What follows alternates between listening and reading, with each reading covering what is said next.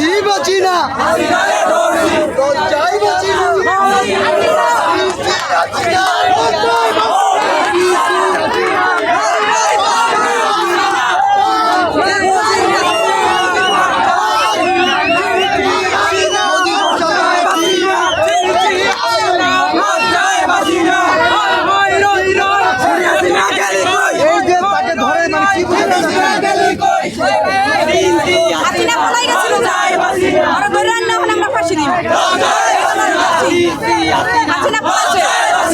দেশটা খান খান করে